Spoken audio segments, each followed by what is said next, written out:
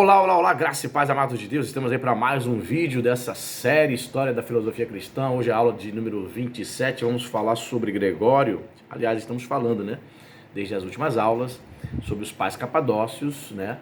Falamos um pouco sobre a teologia de Gregório de Nazianzo, um dos três pais capadócios, né?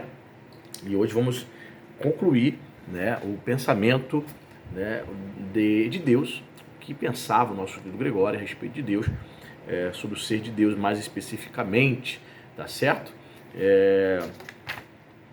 Na próxima aula, possivelmente, não vou entrar hoje não, mas na próxima aula, possivelmente, nós vamos falar sobre, possivelmente, com certeza, permitindo Deus, nós vamos falar sobre Basílio, né, que é também um dos pais capadócios, ok? E para você que me conhece, eu sou o pastor Anderson Poço, estamos aqui nas internet da vida compartilhando conhecimento. Você é novo no canal aqui, deixe seu like, peço a você que dê uma olhadinha também nas nossas playlists, nas outras séries de vídeos que nós temos aqui. Temos Lendo, Comentando a obra de Confissões de Agostinho de Hipona, temos 86 videoaulas gratuitas liberadas para você assistir aí, Teologia para Iniciante, você que é iniciante. Nós temos Prolegômenos, né? 17 videoaulas falando sobre as palavras introdutórias da teologia sistemática. Nós temos 15 videoaulas que eu ministrei lá na igreja, usando quadro branco, sobre os 27 livros, né, uma visão panorâmica dos 27 livros do Novo Testamento. Temos também Teologia Paulina, série de vídeos, Teologia Pentecostal, outra série de vídeos. Então, acompanha aí, compartilha aí com os irmãos da igreja, para o nosso canal crescer, engajar mais e mais, tá certo? E deixo também o link da Amazon, né, a obra que nós usamos, o livro texto que nós usamos nessa série, essa obra aqui, ó, História da Filosofia Cristã, dos nossos dois queridões, Filoteus Boinar e Etienne Gilson. Etienne Gilson é figurinha carimbada, se você digitar o nome dele na barra de pesquisa da Amazon, você vai ver que tem muitos livros, graças a Deus, muitos livros dele em português, o cara é fera. Então nós vamos falar sobre isso. E sempre lembrando, o link da Amazon aqui fixado, caso você queira adquirir essa obra e outras também, compre no nosso link dessa força aí, tá bom? E se você deseja ser nosso apoiador, deixo também fixado aqui nos comentários o link do Apoia-se. Sim, o link do Apoia-se, para que você possa estar nos abençoando, né? Através do apoio a partir de R$10 mensais. Fazendo isso, se você tornar nosso apoiador, coloco você no nosso grupo do WhatsApp. Ali a gente troca figurinhas sobre os lançamentos, sobre as promoções do dia, dos livros de teologia, pois é. E quando a gente bater a meta financeira que você vai ver lá na plataforma do Apoia-se, vamos começar a sortear livro de teologia todos os meses para apoiadores, assim permitindo Deus. Vamos lá.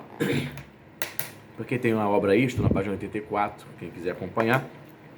Lá embaixo, no parágrafo último, o ser como verdadeiro nome de Deus. Diz aqui os nossos autores. Gregório objeta a si mesmo: se Deus é absolutamente incognoscível, e se nada compreendemos de sua essência, como nos é possível tender a ele? Em sua resposta, ele atenua um tanto as afirmações anteriores e propõe algumas fórmulas que foram incorporadas no patrimônio comum da tradição cristã.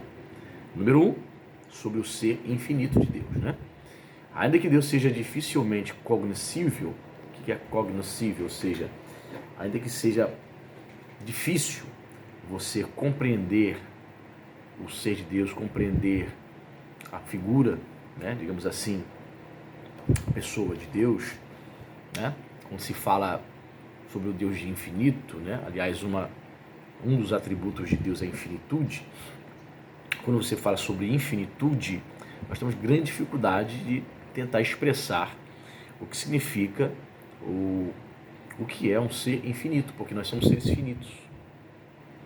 Então, temos grande dificuldade de entender um ser, um ente que não tem início, não teve início, que sempre existiu.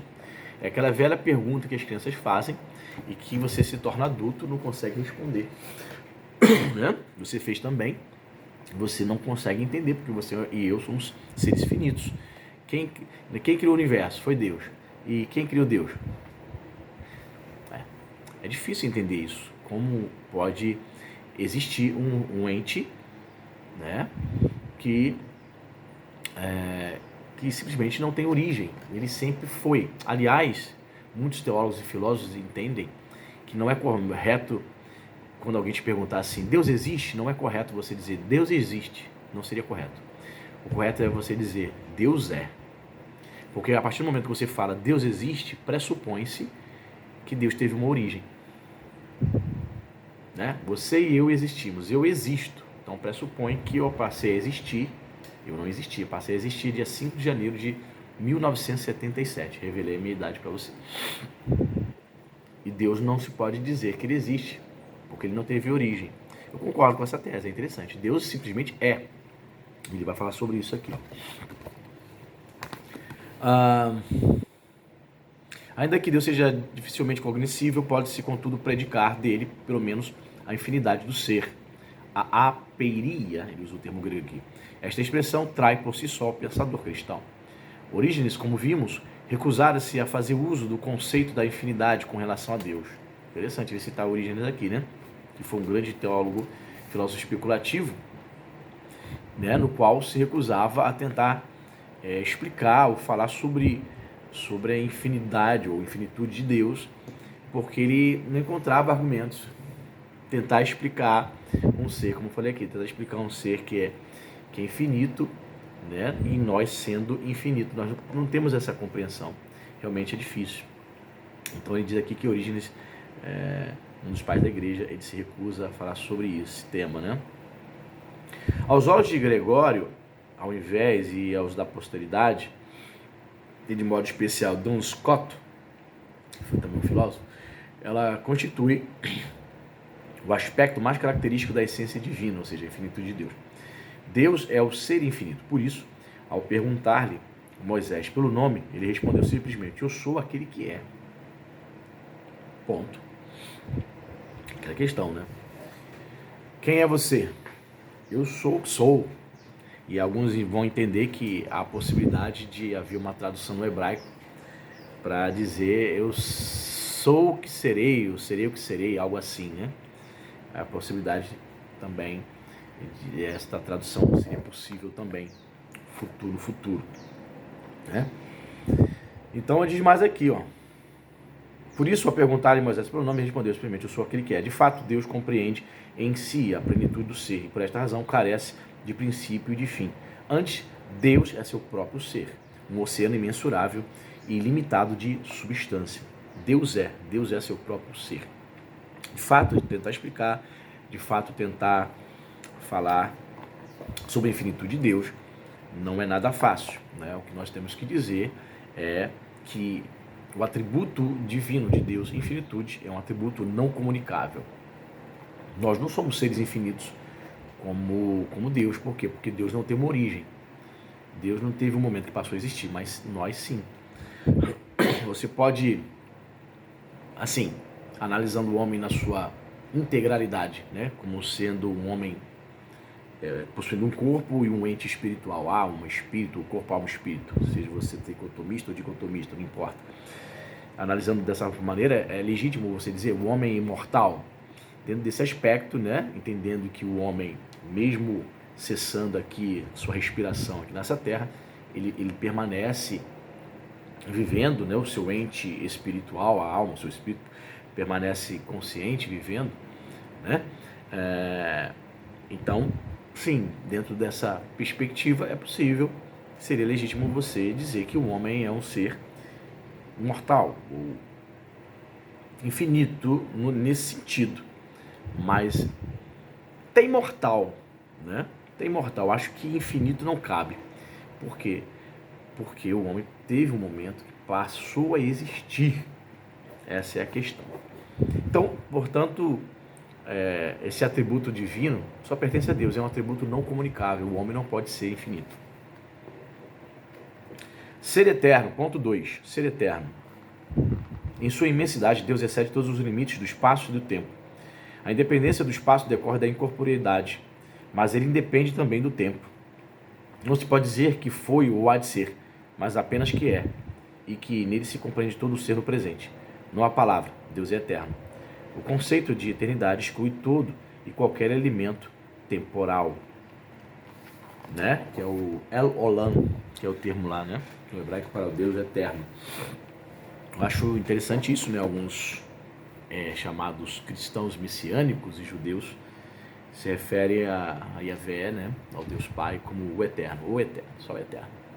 Alguns chamam de Hashem, né? O nome, mas muitos referem ao eterno isso. É interessante, por conta dessa ideia de que Deus não tem um corpo, Deus é espírito. Jesus vai definir isso lá em João 4, né?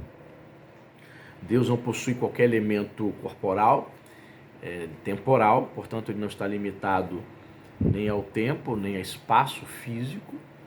Então, de fato, é uma dimensão, uma outra dimensão que Deus vive, que Deus é, não vou dizer que Deus existe, né? Que Deus vive, no qual temos grande dificuldade de tentar imaginar e compreender. Por isso que os escolásticos, os filósofos, né, medievais, discutiam, né? Havia um debate para discutir quantos anjos, quantos espíritos de anjos são seres espirituais, quantos anjos poderiam dançar sobre uma ponta de uma agulha. Parece absurdo, mas era um tema de debate, sabia? Tema de debate. Os caras passavam um tempo aí na era medieval debatendo isso. Vai até essa questão, né? Os anjos também não possuem corpo, ok? Mas também não são seres infinitos, no sentido de que são eternos, no sentido de que nunca eles não têm uma origem. Sim, os anjos foram criados, assim como nós. Embora sejam espíritos, eles não são infinitos, mas podemos dizer que são imortais, no sentido que não morrem, né? E nunca experimentaram ou nunca tiveram a experiência de ter um corpo. Então, é bem possível, né? E a maioria dos cristãos creem que pelo fato deles não possuírem um corpo, eles não estariam também limitados ao espaço. Então, é possível que um anjo possa fazer uma viagem de milhares de quilômetros em segundos, não estão limitados a espaço físico, né? Um anjo estaria aqui no Brasil num segundo, no outro estaria na Rússia. São pensamentos, né? Muito bem. Nós, as criaturas, ao contrário, somos seres temporais devido à nossa corporeidade. Existimos à maneira de uma natureza fluente. Eis porque a nossa experiência se mede pelo movimento do Sol. Deus está acima de toda a temporalidade, sem excluir a medida, a ideia, né? Ele cita aqui em grego. Pois também estes se encontram, de algum modo, no tempo. Não por certo, no tempo que se mede pelo movimento solar, mas num outro semelhante ao nosso, e cuja extensão coincide com a deles. Apreciação. Não é fácil dar uma apreciação justa do grande teólogo, doutor da igreja, no que respeita à sua posição filosófica. Seria erro encará-lo como um simples orador capaz de dissertar com espírito sobre problemas filosóficos. Por outro lado, não podemos contatá-lo entre os príncipes do reino da filosofia. Sua obra é pouco mais que medíocre, mas cabe-lhe o mérito de haver lançado mão de novos símbolos e novas fórmulas. Foi por esta razão que João Damasceno incorporou em sua síntese final da patrística grega um número considerável de ideias tiradas da obra de Gregório, citando-as quase sempre à letra. Os sermões de Gregório não demoraram a ser vertidos, melhor dizendo, em latim. Rufino deu exemplo, traduzindo 9 de suas orações. Agostinho conheceu e estimulou o grande teólogo. Está falando aqui Gregório Nazianzo, né? Que viveu o século IV. Agostinho, virado do século IV para o século V. Também o pseudo-Areopagita parece ter sofrido sua influência. E assim sucedeu que a Idade Média dispusesse das mais variadas vias de acesso à obra do Nazianzeno, a qual deve ser tida como uma fonte importante da escolástica. Então, quando você vai estudar patrística, quando você vai estudar sobre a sistematização, né, da ortodoxia em relação à Santíssima Trindade, Divindade de Cristo, do Espírito Santo, obrigatoriamente você tem que passar, né, pelo pensamento de Gregório de Nissa, Nazianzo e de Basílio. São chamados três pais capadócios. Importante, todos os livros de filosofia, né, voltado, né, para o cristianismo vai falar sobre esses caras. Todos os livros de patrística, patrologia, vão tocar no nome desses caras. Eles foram de mais importantes ali pós-Atanásio, né? Pós-concílio de Nicéia, né? É importante estudar esses caras. Então, para concluir aqui, os autores dizem o seguinte: o homem é a filosofia. Nem todos, ó ouvintes, estão... Não, ele faz uma citação aqui do Gregório. Olha que interessante. Uma das obras dele aqui, a gente faz uma citação aqui. Nem todos, ó ouvintes, estão em condições de filosofar sobre Deus, nem todos. Pois não se trata de empresa fácil, nem própria a quem se arrasta pelo chão. E acrescento: não é a empresa de toda honra, nem para todos, nem a respeito de tudo. Deve antes restringir-se a determinado tempo, a determinados homens e a uma determinada medida.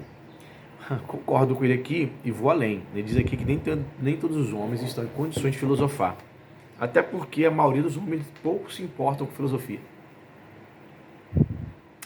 Com certeza, se esse vídeo aqui passar, tem quase 14 mil inscritos aqui no canal, se esse vídeo passar de 100 visualizações, muito. Tem evangélicos, né, teólogos, pregadores, pastores que estão se lixando, cara, para filosofia, e digo filosofia cristã, tá? Né? Já falei isso em lives. Eu penso que deveria ser obrigatório nos seminários de teologia os pastores estudarem também filosofia. Não digo nem mais uma graduação. Graduado em teologia, agora tem que fazer outra graduação. Pelo menos uma pós. Teria que ter uma pós, né, em filosofia. Ajudaria bastante. Se não formalmente, né, mas comprar livros, investir, ler, se aprofundar nos assuntos sobre os pais da igreja. A maioria deles eram filósofos, entendeu? Nem todos têm condições de filosofar, nem todos estão interessados sequer em estudar. Diz mais aqui o nosso querido: não se destina a todos, mas só aos escolhidos e versados na especulação, e aos puros de corpo e alma, ou pelo menos aos que estão em vias de tornar-se tais.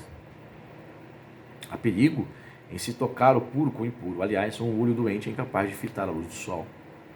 Olha, quando se há de fazê-lo? Quando nos encontramos desembaraçados do lodo e do tumulto externo, e quando as coisas mais elevadas não estiverem sendo turvadas por devaneios e imagens indignas, pois do contrário, estaremos a misturar letras formosas com letras disformes, e o odor da mirra com a imundície. O homem necessita de lazer para poder conhecer a Deus e ajuizar em boa hora do rumo a seguir na teologia. Rapaz, é assim, de maneira bem sutil, de maneira bem intelectualizada, né? Ele simplesmente diz que o homem que não filosofa e não foi escolhido para isso vive no lodo, embaraçado no lodo, não consegue enxergar a verdade, né? A ideia de que o olho dele é doente e não consegue enxergar a luz do sol. Olha só. Rapaz, a quem cabe fazê-lo? Aqueles que se consagram à tarefa, à referida tarefa, com seriedade, não como a qualquer outra, como se tratasse de um passatempo agradável, como, por exemplo, depois dos páreos das representações teatrais, dos concertos ou das refeições, depois de algo ainda inferior a tudo isso. É uma ocupação imprópria para quem vê nela apenas uma nova forma de diversão, isto é, de sua parolice leviana acerca de tais coisas e da sutileza das controvérsias. A respeito de em que medida se há de filosofar? Só na medida em que isto estiver ao nosso alcance e a compreensão do ouvinte o puder atingir, para que não suceda que, assim como o ouvido e o corpo sofrem com o excesso da voz e do abuso da alimentação, ou se preferires, assim como os retardatários se veem tolhidos pelos fardos demasiadamente pesados e a terra sofre com o excesso das chuvas, assim também os ouvintes se sintam como que embaraçados e oprimidos pelo peso das palavras e percam seu ardor inicial.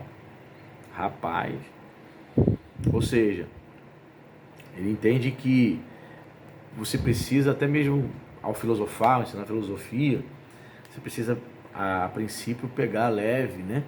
Ser moderado para você não espantar o cliente, né? Senão aquele cara que tem um ligeiro interesse, mas não muito, né? Ele diz que é entusiasta, mas nem tanto assim. A maneira que você faz filosofia, você pode tirar todo o ardor inicial do estudante. Olha só que interessante. Aí ele cita aqui o texto que foi extraído da obra Horácio, capítulo 27, capítulo 3 aqui, uma das obras de Gregório Nazianzo. E é isso. Na próxima aula, nós vamos estudar sobre outro pai Cabadócio, Basílio Magno. Vamos falar sobre a teologia, a visão dele do mundo, sobre o tempo, a matéria. Escreveu bastante coisa, tá? Ainda falta falar sobre o outro Gregório de Nissa. Tá certo? Deus abençoe e até a próxima.